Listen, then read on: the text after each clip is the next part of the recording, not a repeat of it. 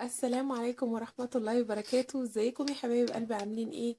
اهلا ومرحبا بكم في قناة اسرار شيري. النهاردة ان شاء الله هنتكلم على موضوع مهم جدا جدا جدا. هو الحقيقة شاغلني. ودايما افكر فيه، واعتقد اللي هو شاغلكم وبتفكروا فيه برضو زيي، وهو تدني مستوى الاخلاق اللي بقى بين الناس وبعضها، معظم الناس وبعضها، والسلوكيات السيئة في التعامل بين الناس وبعضها. بقى الموضوع ملاحظ جدا في المجتمع بتاعنا وفي الزمن حاليا اللي احنا فيه. آه، ونسأل نفسنا دايما ونقول هو العيب فينا ولا العيب في الزمن؟ ولكن الزمن ملهوش ذنب خالص في اللي احنا وصلنا له من تدني الأخلاق اللي بقينا فيها. و آه، الزمن يعني زي ما بتقولوا كده مثلا بريء براءة الذئب من دم يوسف. ولكن احنا السبب، وأنفسنا هي اللي بقت السبب. آه، بيجي كده دايما على بالي بيت شعر للإمام الشافعي رحمة الله عليه. وكان بيقول فيه: نعيب زماننا والعيب فينا، وما لزماننا عيب سوانا. فعلا بيت الشعر ده بيوصف حال مجتمعاتنا دلوقتي، وخاصة المجتمعات العربية، وهو تدني مستوى الأخلاق بين الناس. ودايما نعيب زماننا، وهو القصد منه اللي احنا بنعيب الزمن اللي هو السبب في اللي احنا فيه، ولكن الزمن ملهوش دعوة، ومشكلة في أنفسنا احنا. تعالوا كده عشان نوضح الأمر كده، وعايزاكوا تركزوا شوية كده فيه ويعني وتفكروا فيه كده شوية. ما يعني بيجوا كده، انا عن نفسي بيجي كده على بالي شوية اسئلة كده، وقلت اعرضها عليكم. لاني معظم الناس يعني هتبقى اجابتها يعني زي الاجابة بتاعتي. واللي هي عارفة، يعني معظم الناس دي اللي هتبقى اجابتها زي بتاعتي، اللي هي الناس اللي يبقى عارفين ومتأكدين اني العيب مش في الزمن، العيب فينا احنا. هعرض عليكم كده شوية حاجات. آه، اول حاجة، ما بيحصلش ببعض الوقت انك انتي بتبقي عايزة تنصحي حد نصيحة، وما بترضيش وبتكتمي كلامك في جواكي علشان اللي قدامك ما ياخدش كلامك بطريقة عكسية، او يقول كلامك اللي هو يخليه يقوله، يعني يفهمه، او يقولوا بمعنى غير صحيح، غير اللي انت كنت تقصديه خالص. طيب في حاجة تانية، ما بتشوفوا كده تحصل لكم ولا لا؟ آه في بعض الأحيان كتير بيبقى برضو في الكلام واقف على طرف لسانك وعايزة تقوليه، وما بترضيش وتسكتي علشان اللي قدامك حاسة اللي هو مش هيتقبل منك الكلام، او برضو هياخده على محمل سيء، او يقول عليكي مثلا انت حاقدة او غيرانة او كده، لذلك بتتكلمي. طيب في حاجة تاني برضو، احيانا كتير بنسكت وما بنتكلمش خالص، ولا بحلو ولا بوحش. ليه؟ علشان علشان افهمها لكم ايه ازاي، بمعنى اصح تجنب المشاكل، علشان اتجنب المشاكل اللي هتحصل لو انا اتكلمت. صح؟ اعتقد كثير منا فعلا بيحصل معاه كل الحاجات اللي انا قلتها لكم دي، والاجابة بتاعتنا اكثرها هتبقى بنعم. طيب ليه وصلنا للحالة دي؟ وصلنا للحالة ديت لاني حصل انعدام في السلوكيات، انعدام في الأخلاق للأسف. وبقت المصلحة الشخصية هي اللي بتبقى واخدة الحيز الأكبر من عند الناس. طيب تعالوا نشوف برضو. يعني أنا عايزة أثبت لكم فعلا اللي احنا لو حد مش واخد باله أو حد مش ملاحظ، أثبت لكم الحال اللي احنا وصلنا ليه، وبرضو إن العيب من نفسنا مش من الزمان. تعالوا كده دايما ونقارن. أسفة، يلا نقارن مع بعض. زمان السلوكيات والعادات والتقاليد زمان كانت عاملة ازاي، واحنا حاليا في مجتمعنا عاداتنا وتقاليدنا بقت عاملة ازاي. أسفة. زمان نتكلم مثلا عن الجار.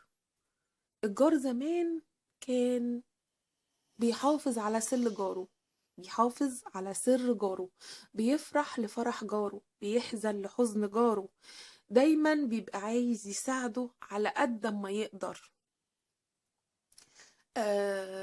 ده كان زمان. انا فاكرة زمان وانا صغيرة ان كان لما يحصل في حالة عزا عند جار لينا وانا طفلة صغيرة، كان بابا وماما لو لقونا مشغلين التلفزيون يقولوا لنا لا اطفوه، ما ينفعش تشغلوا التلفزيون وفي حالة وفاة عند جارنا يتضايق. شوفوا كانت الناس بتراعي شعور بعض قد ايه.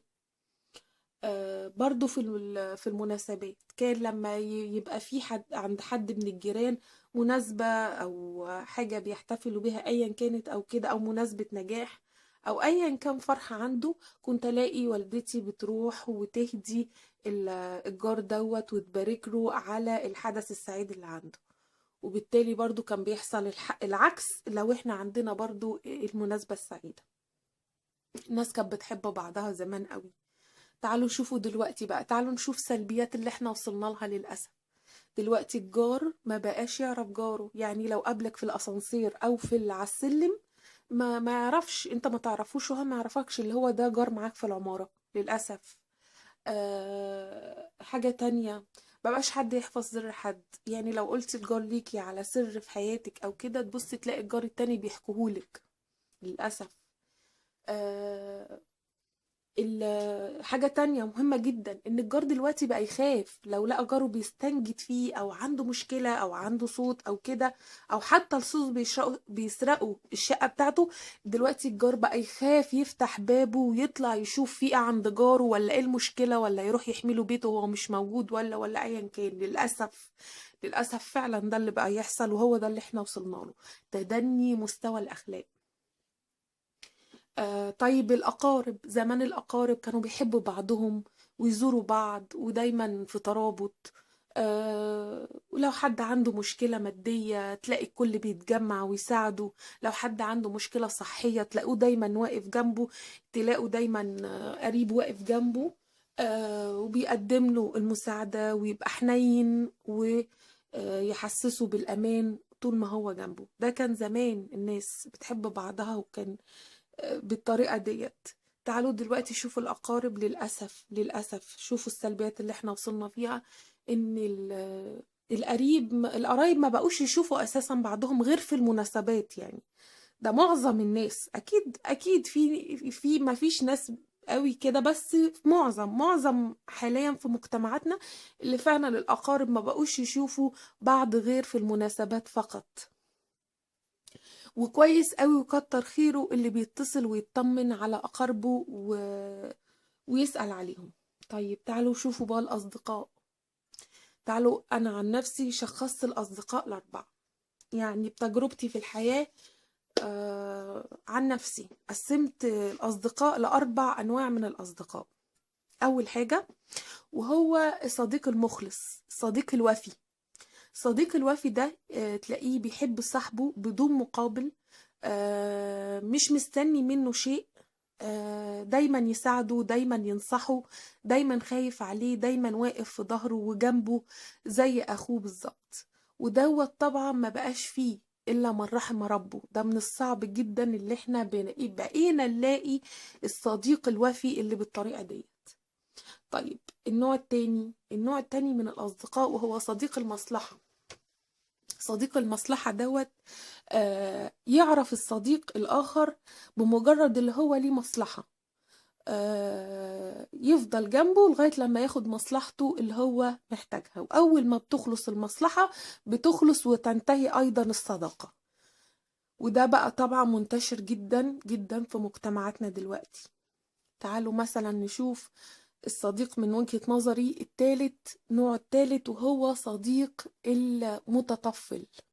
وده برضو انتشر جدا في المجتمع، وبنقابل طبعا منهم ناس كتير جدا. صديق المتطفل، ايه صديق المتطفل؟ هو يفضل جنب صديقه لمجرد بس عشان يعرف عنه هو بياكل ايه، هو بيشرب ايه، هو بيجيب ايه، هو بيعمل ايه ببيته، كل دوت فقط لا غير.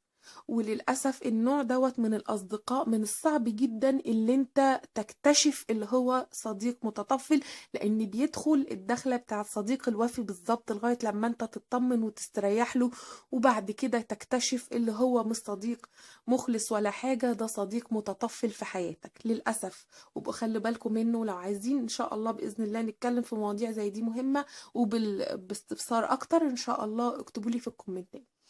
رابع نوع من الأصدقاء وهو الصديق السوء. صديق السوء دوت بيبقى شايفك انت بالنسبة له المثل أعلى، فبيبتدي يغل ويحقد عليك، ماشي، لغاية لما ينحدر وياخدك معاه لتدني المستوى الأخلاقي اللي هو فيه. يعني بيسحبك، وأنا قلت لكم قبل كده إن الصاحب ساحب، فبيبتدي يسحبك فين؟ تحت معاه القاع في تدني المستوى اللي هو وصل ليه، وما بيستريحش غير لما انت تبقى زيه انت كمان صديق سوء زيه. بس دي انواع الاصدقاء. ايه برضو اللي وصلنا لكده؟ للأسف اني الناس بقت ما تعرفش الحلو من الوحش، مش عارفة الصديق المخلص من الصديق المكار، الحبيب من العدو، بمعنى أصح الحلو من الوحش. الناس ما بقتش عارفة تفرق خلاص. وبرضو الحاجة تانية من وجهة نظري ان الناس بقى عندها المصلحة الشخصية هي اللي بقت واخدة الحيز الكبير في حياتها، فبذلك ما بقاش حد يبص للحاجات الحلوة بتاعت زمان والعادات والتقاليد والأسلوب والسلوكيات اللي المفروض اللي احنا نكون عليها. طيب، عايزة أقول لكم برضو حاجة تانية مهمة قوي. إني أنا من وجهة نظري أنا، وأنا اكتشفت كده برضو، اللي كلما ازدادت الصعوبات المادية، إن كل لما الدنيا ازدادت صعوبة في الماديات، معنى أصح في الفلوس والحاجات ديت، كلما ازدادت سوء أخلاق الناس فعلا، إلا برضو من رحم ربه. في ناس فقراء جدا بس نفسيتهم عفيفة جدا، يعني بيبقى أخلاقهم عالية جدا الحقيقة يعني، أو أنا شخصيا شفتهم يعني. طيب ليه دايما عايزين كده ناخد بالنا من حاجة مهمة؟ اللي ليه دايما أجدادنا كانوا يقعدوا يحكوا لنا ويفكرونا بأيام الزمن الجميل والعادات والتقاليد بتاعتهم الحلوة والحاجات الحلوة دي كلها؟ لأن هم بيتمنوا، بيفكرونا نفسهم اللي احنا نرجع. ودايما تلاحظوها لو قعدتوا مع اي حد كبير في السن، او باباكي او مامتك او جدك او جدتك، تلاقيهم بيكلموكي دايما على الحاجات الحلوه بتاعت زمان، وكانوا اللي بيعملوها وعاداتهم وتقاليدهم واسلوبهم وسلوكياتهم كانت عامله ازاي. هم ليه دايما يقولوا لنا الحاجات دي في كل حوار بيتكلموا معانا فيه؟ عايزين يفكرونا ويرجعونا على امل يعني هم نفسهم واملهم اللي احنا نرجع للحاجات الحلوه دي تاني، فدايما يذكرونا بيها. ويا رب يا رب يا رب كلنا نرجع للسلوكيات الجميله الحلوه، والعادات والتقاليد بتاعتنا طبعا الجميله جدا اللي احنا مش قادرين ننساها صراحه. بنسمعها بس ممكن ما نكونش بننفذها. بس بتمنى منكم، انا قلت لكم النهارده الموضوع دوت لاني فعلا شاغلني وهممني جدا، فقلت اطرحه عليكم عشان ننقذ ما يمكن انقاذه. يعني لو ما فيش حد فينا من اللي بيسمع النهارده الحلقه كده نغير من نفسنا ونرجع للحاجات الحلوه دي تاني. وكل واحد لو غير من نفسه أكيد أكيد إن شاء الله هنوصل لحاجة كويسة، وهنرتقي بنفسنا وهنرتقي برضو أيضا بالمجتمع بتاعنا إن شاء الله. ونرجع الحاجات الجميلة بتاعتنا، ونرجع ونتواصل مع أهلنا ونزورهم حتى اللي مسافاتهم بعيدة. أنا عارفة في ناس أهاليها مسافاتها بعيدة، نروح إن شاء الله لو كل وقت بعيد كل شهر شهرين برضو نزورهم، وعلى طول بالتليفونات وعلى طول في الزيارات، ونشيل الخير معانا واحنا رايحين للناس. ودي حاجة مهمة جدا، هادوا تحبوا. واحنا رايحين للناس نزورهم نبقى واخدين الخير معانا، وندخل عليهم دخلة حلوة نسعد بيها قلبهم. واحنا كمان والله يا بنات لو عملنا الحاجات الحلوة دي احنا كمان هنبقى سعداء جدا، لان بيبقى في حاجة كده بتحصل راحة نفسية، يعني مصالحة مع النفس بمعنى اصح. بس كده، يا رب الفيديو يعجبكم، مش عايزة اطول عليكم اكتر من كده. وان شاء الله انتظروني في حلقة جديدة ان شاء الله. وانا مش ناسية كل اسئلتكم.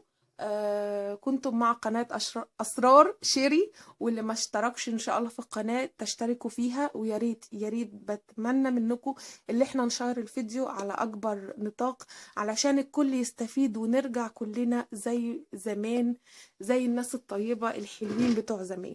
بس شكرا، كنتم مع قناة أسرار شيري. شكرا والسلام عليكم ورحمة الله وبركاته. أرجو الاشتراك في القناة. مع السلامة.